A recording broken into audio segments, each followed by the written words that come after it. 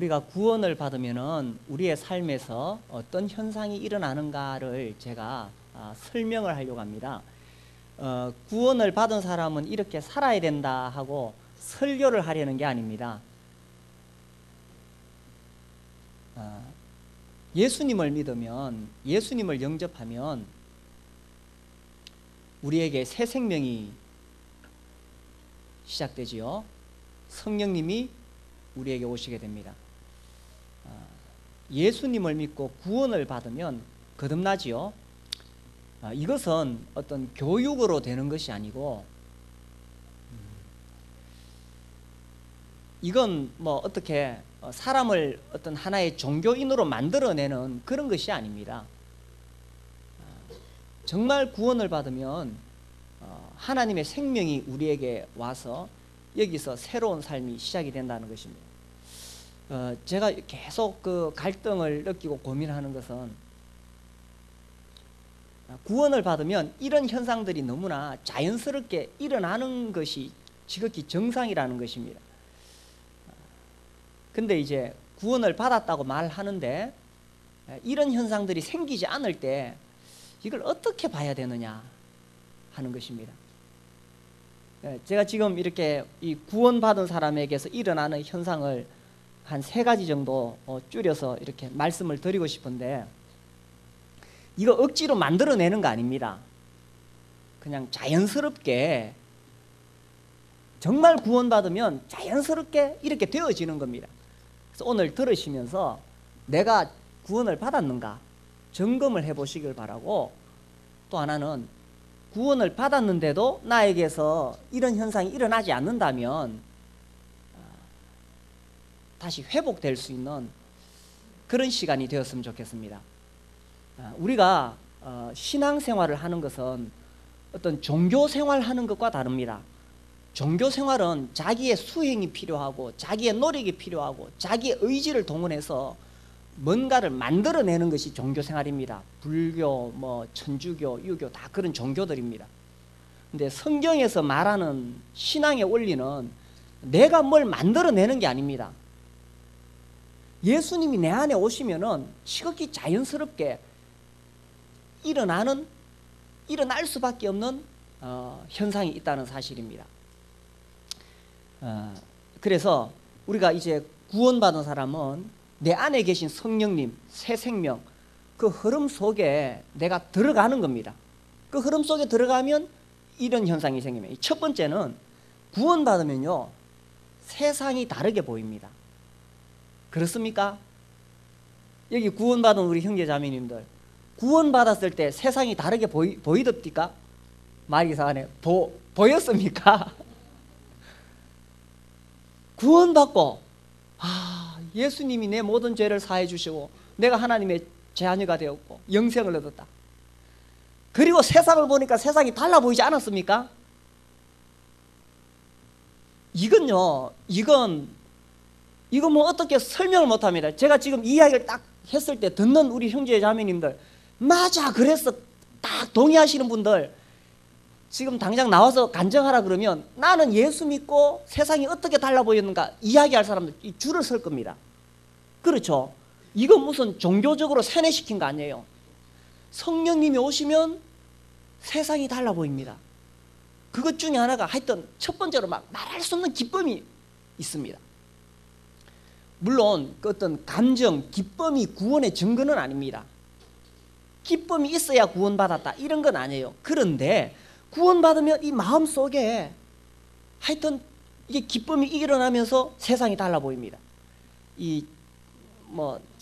알려진 사람 D.L. 무디 유명한 전도자죠. 이분의 이야기를 제가 조금 하겠습니다. 이 사람의 그 주일학교 교사였던 에드워드 킴볼이 어느 날 그 무디를 찾아갑니다. 교회는 나오고 있는데 아직 구원을 안 받았어요. 무디, 자네는 예수 그리스도를 영접한 체험이 있는가?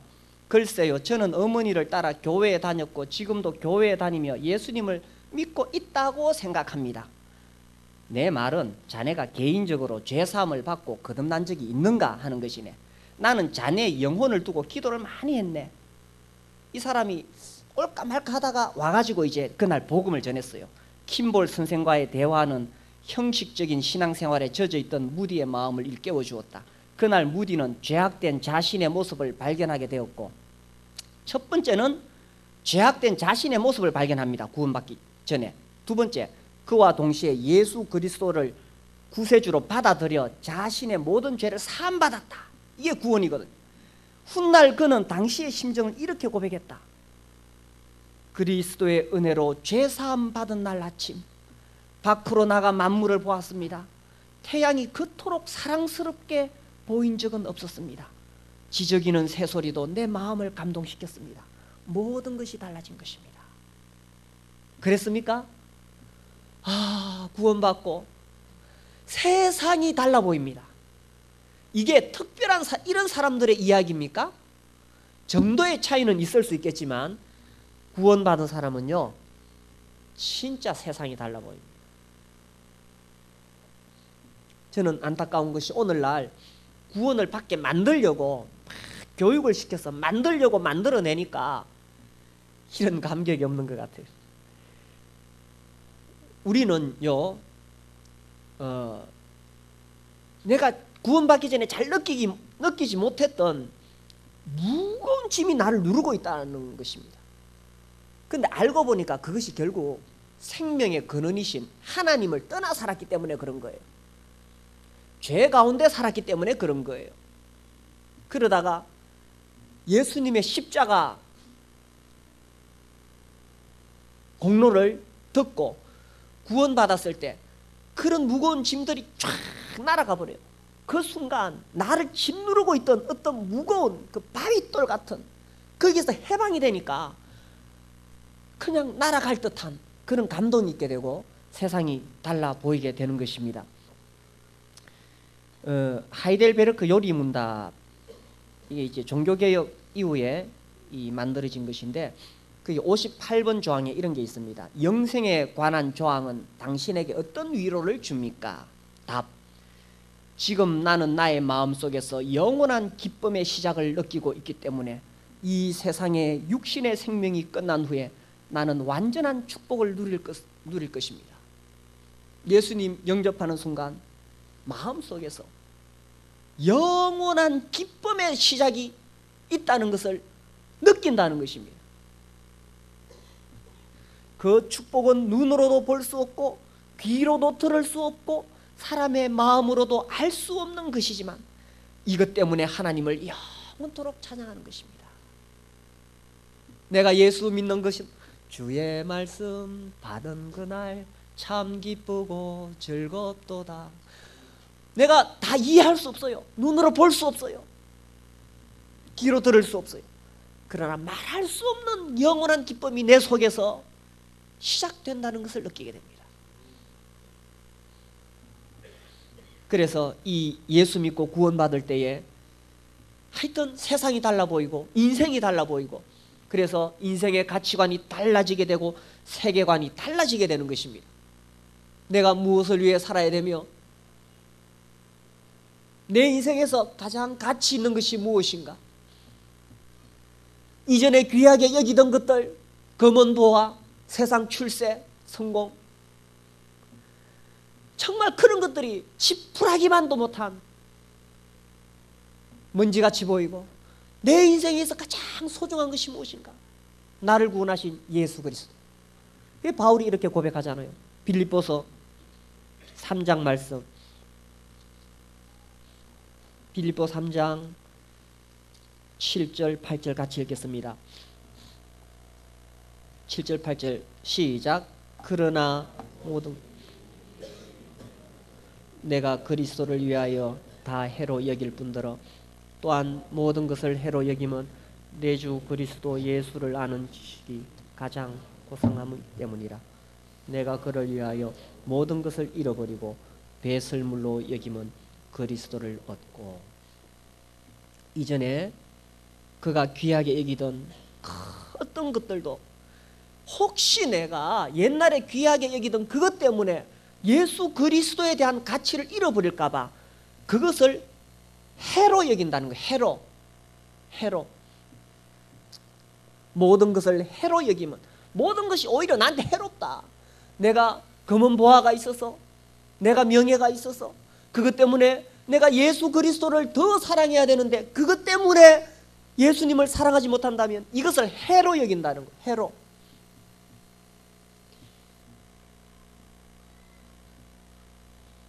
이 하이델베르크 요리문답 제일 첫 번째가 저는 참 마음에 듭니다. 첫 번째 질문이 뭐냐면, 살든지 죽든지 당신의 유일한 위로는 무엇입니까? 살든지 죽든지 당신의 유일한 위로는 무엇입니까? 답. 살든지 죽든지 간에 나의 몸과 영혼은 모두 나 자신에게 속한 것이 아니라 나의 신실하신 구주 예수 그리스도에게 속한 것입니다. 이 예수 그리스도는 그의 십자가의 피값으로 나의 모든 죄를 속죄하셨고 나를 마귀의 굴레로부터 해방시키셨습니다. 중간에 생략하고, 그래서 이 예수 그리스도는 성령에 의해서 나에게 영생을 보장하셨고 나로 하여금 이제부터는 전심전력으로 기꺼이 그를 위해 살도록 준비시키십니다. 이것은 어떤 자기의 결심을 이야기하는 게 아닙니다. 내가 예수님 영접하면 성령님이 오셔서 이제부터는 전심전력으로 기꺼이 예수 그리스도를 위해 살도록 나를 준비시켜 주시는 거예요. 우리 안에 계신 성령님이. 그래서요, 이 구원을 받는다는 게 뭐냐, 예수님을 영접한다는 게 뭐냐, 이 새 생명이 나에게 시작되는 그 순간 인생이 달라지고 세상이 달라지고 사람이 달라질 수밖에 없다는 것입니다. 제가 이런 이야기를 할 때 이건 무슨 특별한 사람들에 대한 이야기입니까? 정도의 차이는 조금 있을 수 있습니다. 그러나 분명한 것은 정말 예수 믿고 구원받은 사람은 이러한 놀라운 변화가 내 안에서부터 시작이 되고 있다는 사실입니다.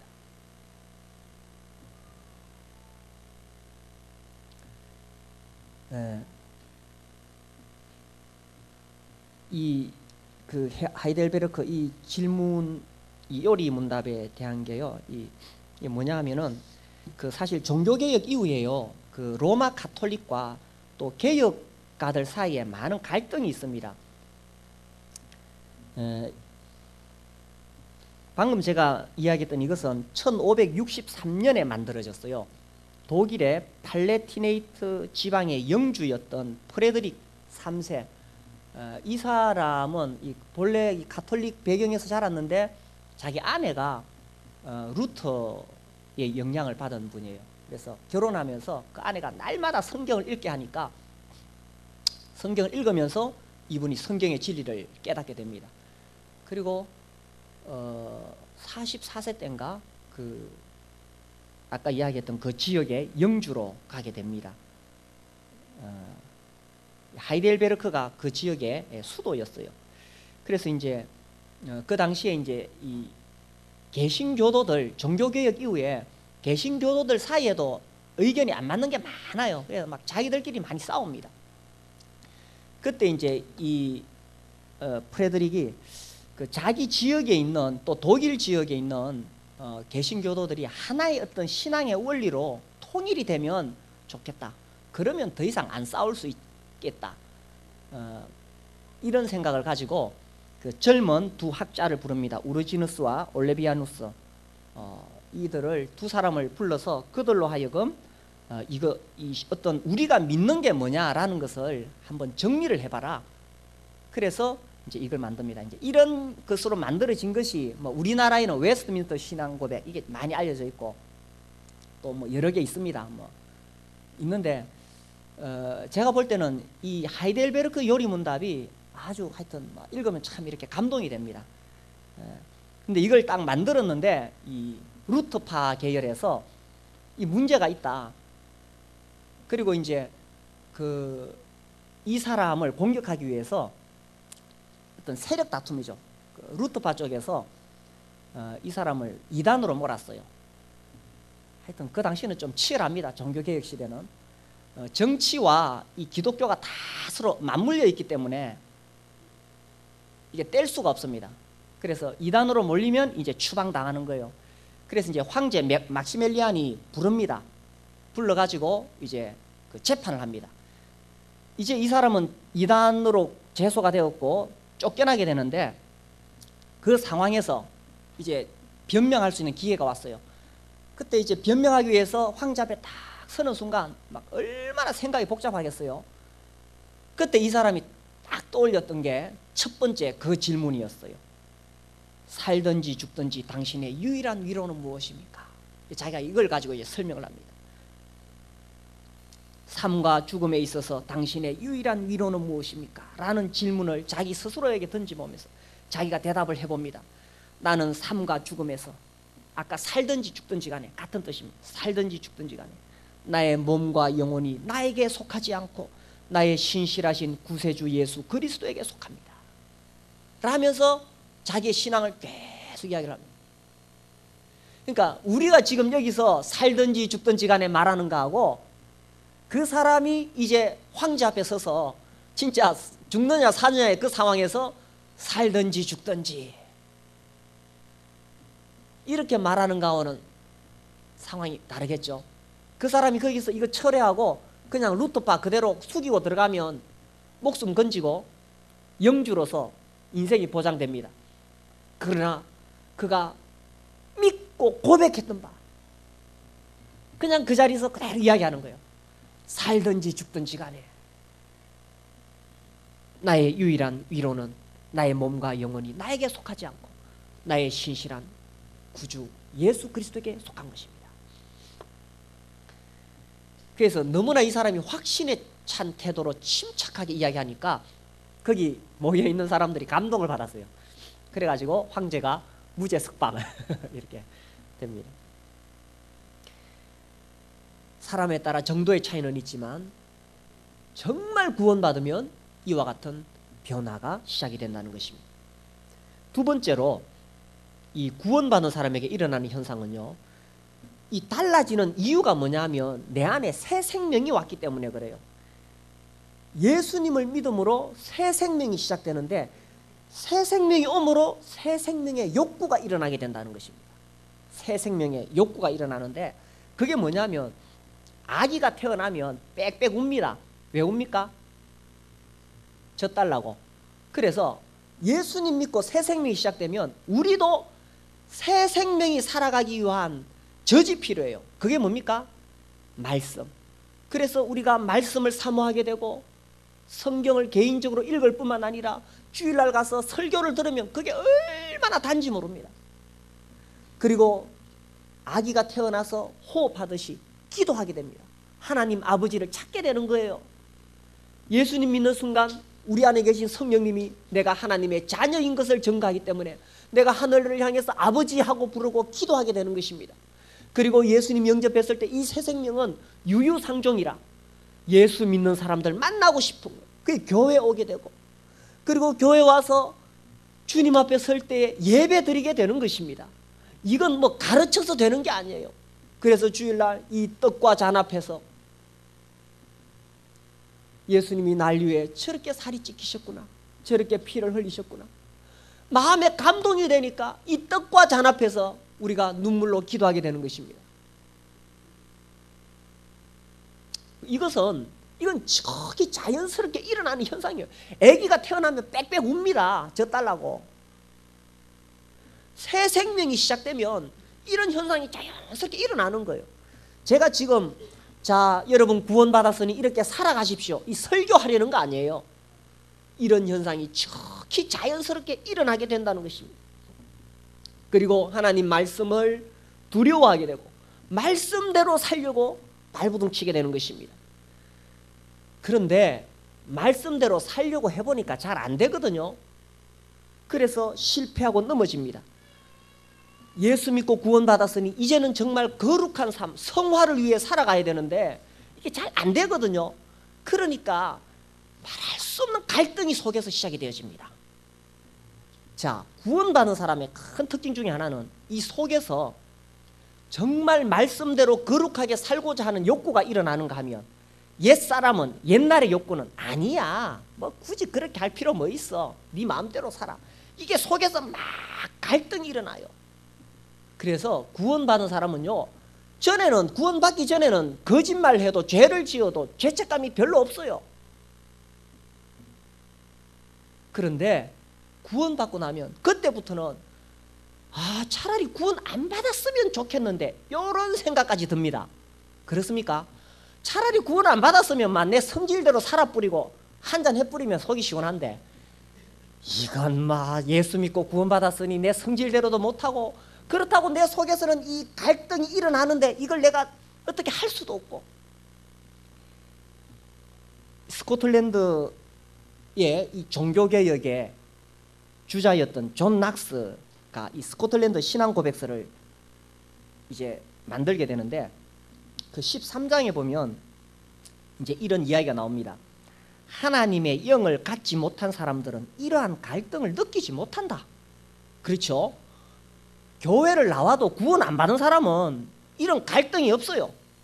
그러나 하나님의 아들들은 죄에 대항하여 싸우고 악행을 하도록 시험받고 있는 자신을 발견하자마자 흐느껴 울며 가슴을 치며 슬퍼한다. 왜 내가 이렇게 거짓말했는가, 성질 부렸는가, 죄를 지었는가? 구원받은 사람은 죄를 지으면 이게 괴로운 거예요.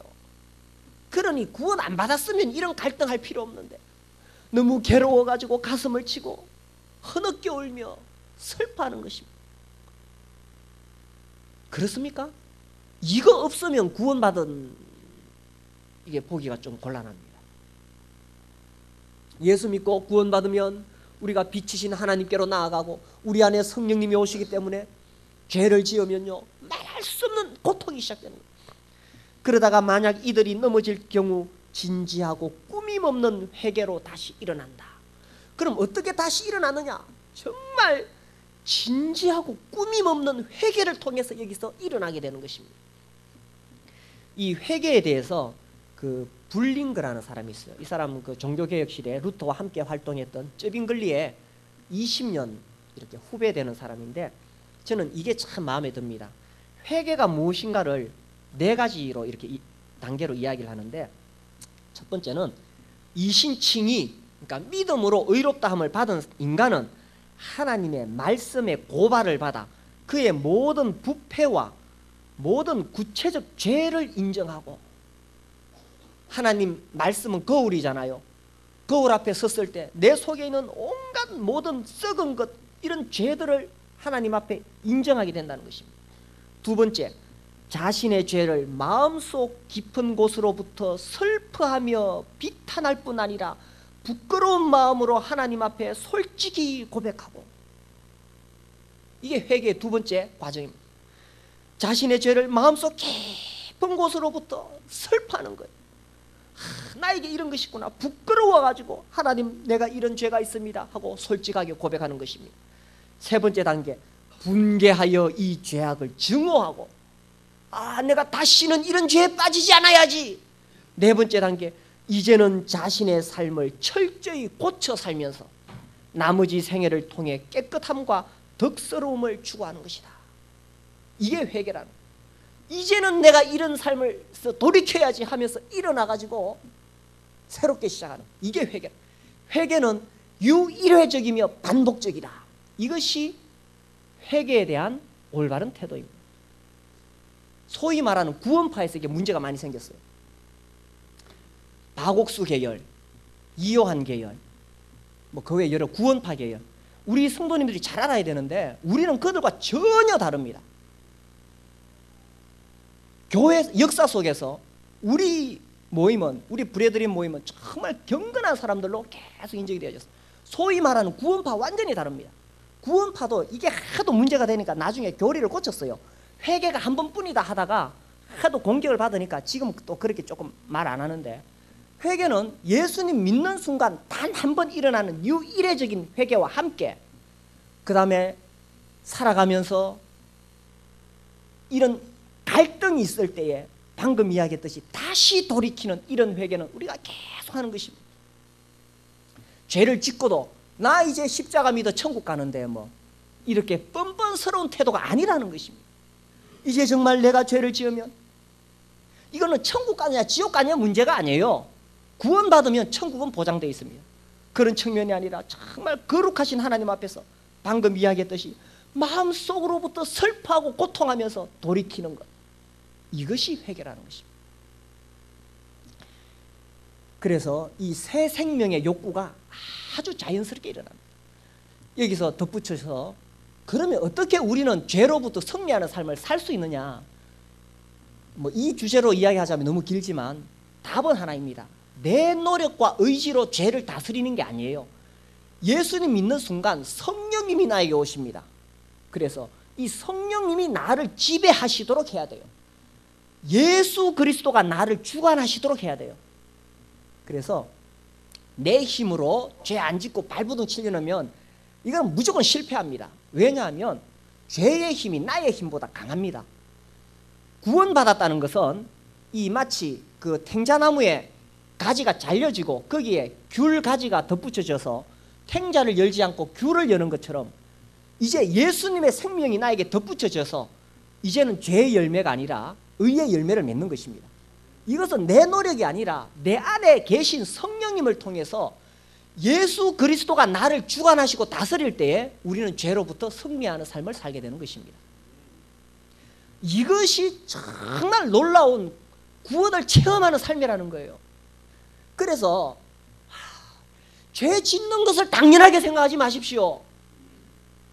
구원받은 사람이 죄 짓는 것을 당연하게 생각하지 마십시오. 우리는 죄로부터 벗어났고 죄가 우리를 주관하지 못합니다. 우리는 율법 아래 있지 아니하고 은혜 아래 있고 우리 안에 죄보다 강한 성령님이 계시기 때문에 죄 짓지 않고 거룩하게 사는 것이 정상이라는 것입니다. 그런데 죄 짓는 것이 너무 당연하게 여기지는 것은 코끼리 길들이는 것처럼 길들여져 있는 거예요. 코끼리 새끼였을 때 쇠줄로 묶어 놓으니까 새끼 코끼리가 거기서 빠져나갈 수가 없잖아요. 어른이 되면 어른 코끼리는 쇠줄 잘라버리고 나갈 힘이 있는데 어렸을 때 그 딱 묶여있던 경험 때문에 나는 이 쇠줄을 끊을 수 없어. 우리가 구원받기 전에 죄 지으면서 살아온 것, 그래서 나는 이 죄로부터 이겨낼 수 없어. 아니에요. 성령님 우리에게 계시고 그리스도가 우리를 주관하면 우리는 죄를 이기고 승리하는 삶을 살 수 있다는 사실입니다. 그래서 구원받은 사람, 새 생명 얻은 사람, 성령 받은 사람과 종교적인 습관으로 교회 다니는 기독교인은 근본 다르다는 것입니다. 그런데 죄를 승리하며 살다가도 때때로 연약해서 넘어질 때가 있다는 사실입니다. 그때에 방금 이야기했던 것처럼 가슴 속에서부터 회개하고 다시 일어서는 것입니다. 죄 짓는 것을 당연하게 여기지 말고 의의 열매를 맺는 것이 정상이라는 사실입니다. 그래서 이 구원받으면요 지극히 자연스럽게 이런 새 생명의 욕구가 일어난다는 것입니다. 내 안에 있는 새 생명으로 인해서 내가 변화되고 세상이 달라 보이고 인생의 목적이 달라지는 것입니다.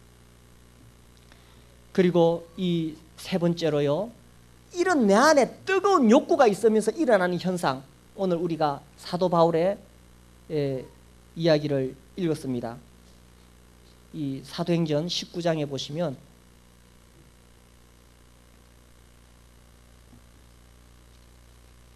9장 아까 읽었던 본문 20절에 보시면 20절을 같이 읽겠습니다.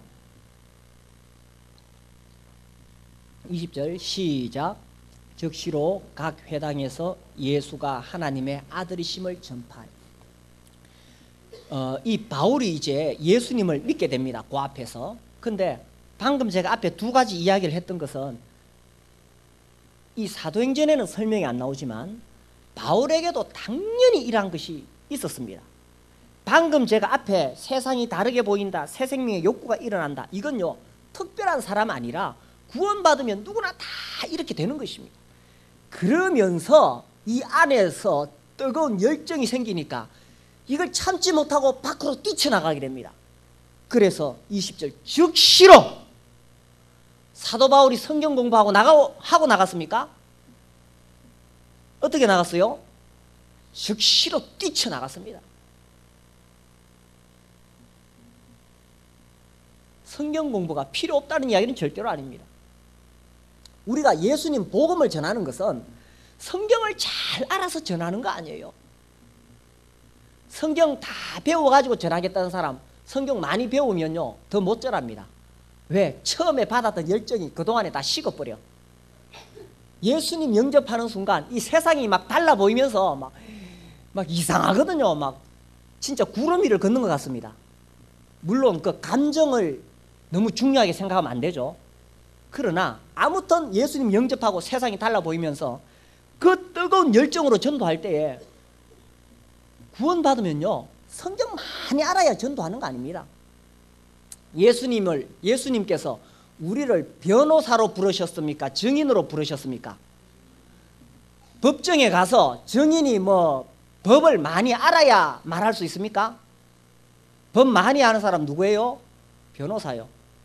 증인은 법에 대해서 하나도 몰라도 돼. 뭐 하면 됩니까? 내가 본 거 정직하게 이야기하면 돼요.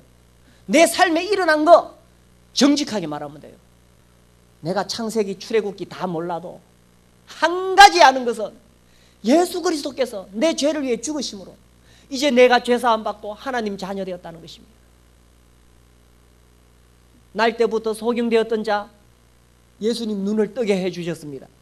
바리새인들이 그 사람 몰아붙이면서 온갖 신학적인 질문을 다 해댈 때에 그가 말하기를 나 다른 거 모른다. 내가 하는 것은 내가 소경으로 태어났는데 이제 눈을 떠서 본다는 것이다 하면서 예수님 그가 누군지 다 모르지만 아무튼 그는 내 눈을 뜨게 해주셨다. 그래서요 우리가 복음 전도하는 거 내가 성경 달달 배워서 하는 거 아닙니다. 한 가지 분명한 것은 이제 내 안에 있는 새 생명 통해서 내가 구원받았다는 것이 확인이 되어질 때 이거 전하는 것입니다. 그래서 과거에 저는 그런 분들의 간증 수없이 듣습니다. 자기가 옛날에 알았던 거 요한복음 3장 16절로 구원받고 그 구절 가지고 몇 달을 전도했대요. 길 가다가 요한복음 3장 16절로 전도하고 버스 타면 흔들리는 버스 이거 잡고 요한복음 3장 16절로 전도하고 요한복음 3장 16절로도 몇 달 동안 전도할 만큼 우려먹고 우려먹었다는 것입니다. 성경 많이 몰라도 한 가지 아는 것 예수 그리스도가 내 안에 계셔서 나를 변화시키시고 내가 예수 믿고 나니 이렇게 좋은 걸 그래서 내가 예수 전한다.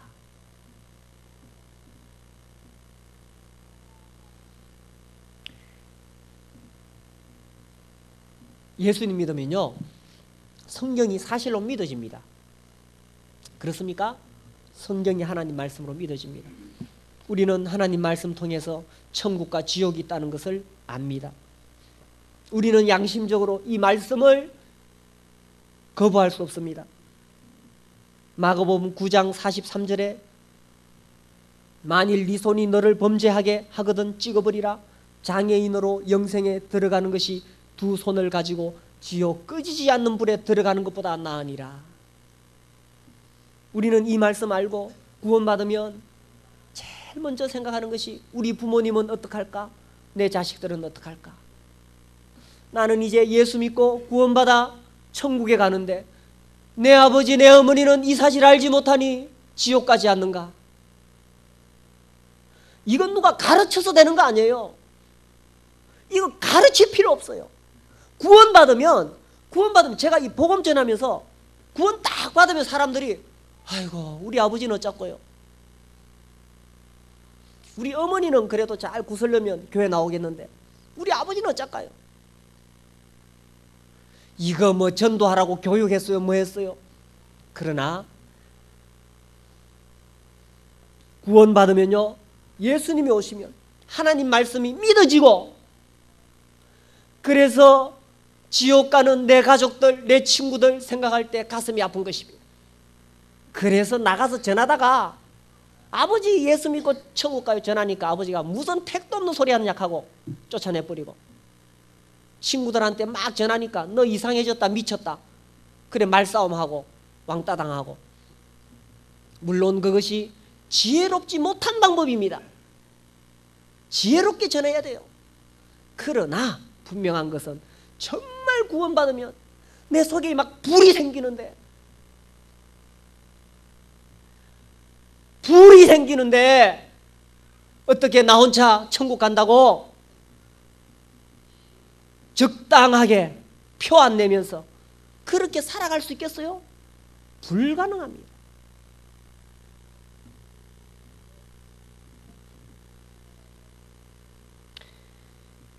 삭개오는 예수님 믿고 그날로 자기 재산의 절반을 쪼개서 나누어 줬습니다. 저는 좀 특별한 경우라고 생각합니다.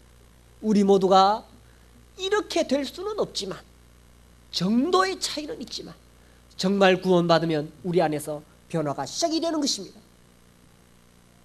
이건 지극히 자연스러운 거예요. 오늘 이 말씀을 들으면서 아마 우리 형제자매님들 과거에 구원받고 내가 어떠했던가를 뒤돌아보게 되었을 것입니다. 지금 그때 그 감격에서 떠나 있으면 다시 그 당시의 감동으로 돌아가기 위해서 다시 한번 주님 앞에 겸손하게 회개하시고 돌이키게 되기를 바랍니다.